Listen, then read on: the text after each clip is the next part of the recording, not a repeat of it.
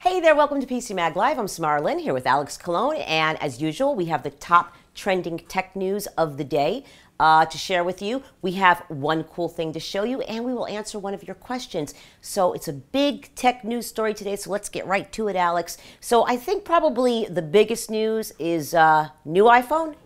Yeah, well, I mean, we've been talking about a new iPhone for months, but now it looks like there is finally a date, an announcement date set. A bunch of outlets yesterday were reporting that Apple is planning to announce the phone on September 9th. So mark your calendar. It seems very likely that this will finally be the day that we will see the new iPhone. It's still unclear what the new iPhone will be. It'll probably be called the iPhone 6. There may not be two different models. One might be 4.7 inches, another 5.5. But it seems like we are definitely going to be seeing a new iPhone in the next month.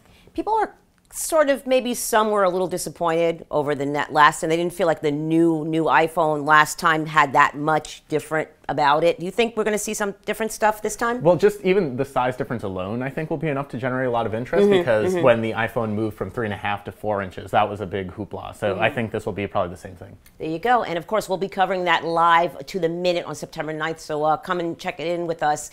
So the second news story, Sprint T-Mobile merger off. Yeah, so yesterday, Sprint had a board meeting. They decided that they are no longer going to pursue the acquisition of T-Mobile. They thought that antitrust regulators would squash the deal, and I don't think that's a bad thing. AT&T and SoftBank, which is Sprint's parent company, they both tried to spin the purchase into saying that it would mean less competition. It would be more scale from the networks. But I mean, that is true, but it would also mean less innovation, it would mean higher prices, so it ultimately wouldn't be great for the consumer. Oh yeah, and we're seeing a lot of these big merger announcements kind of canceled at the last minute. I mean, we just had the Time Warner Fox thing, nothing really happened with Comcast, so like you said, it's kind of benefits consumers in the long run.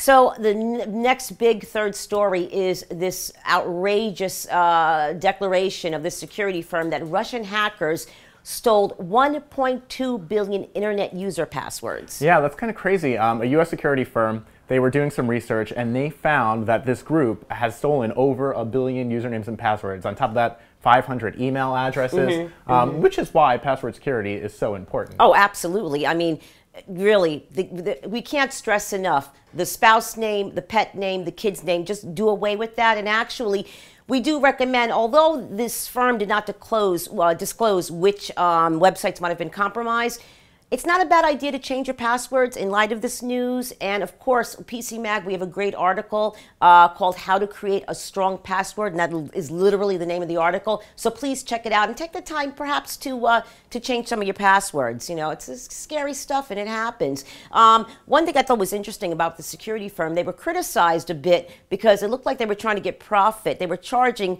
it looked like, for people to check with them to see if their accounts were compromised. But then in a comment they made, they said, no, you can check for free, but they are still offering paid monitoring services. So I'm glad they offered that. So I guess we'll get to our question for the day. And Alex, this question is for you.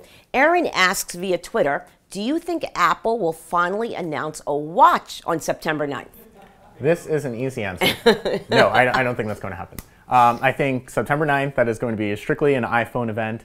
I think if they do announce a watch, because we still don't know if that's actually going to happen, it will happen during the iPad event, which will likely be in October. So we will just have to wait and see. Sorry, Aaron, but just, hang around. I'm sure it'll happen soon, sometime. So our one cool thing, of course, on our Apple-themed show, we have the new Apple MacBook Pro 13-inch Retina display. Yeah, it is Apple all the time here today. Yeah. So this is Apple's latest 13-inch MacBook Pro. It has the same beautiful Retina display. I think this is the base model, starts at $1299, 13-inch screen. It has a faster Intel processor. One of our favorite things about it is the battery life. It's now over 13 hours long, which is pretty impressive. That is impressive. Alex, just for us who are not as Apple literate, just touch base on that Retina display. What is the hype about that? It's just incredibly high def. It's higher def than 1080p. Technically, what Retina display means, Apple's terminology for it, is that it's so sharp that you can't distinguish individual pixels when you're looking at it up close. And that's pretty true. When you look at this thing, it's just, super crisp and clear. Wow.